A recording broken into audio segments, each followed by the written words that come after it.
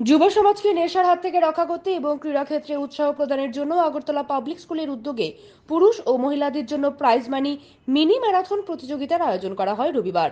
পুরুষদের 5 কিলোমিটার ও মহিলাদের 3 কিলোমিটার এই ম্যারাথন প্রতিযোগিতার উদ্বোধন করলেন ওল্ড আগরতলা ব্লক অ্যাডভাইজারি কমিটির চেয়ারম্যান বিশ্বজিৎ শীল।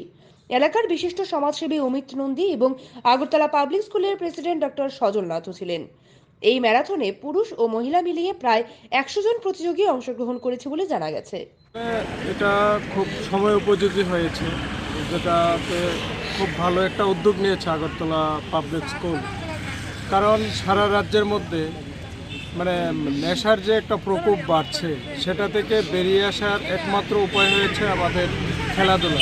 আর আজকের এই মিনি ম্যারাথনের মাধ্যমে যারা তো অংশগ্রহণ করছে তারা অবশ্যই উপকৃত হবে, এবং যারা দেখছে বা আপনাদের মাধ্যমে যারা শুনবে দেখবে তারাও সেখানে উপকৃত হবে।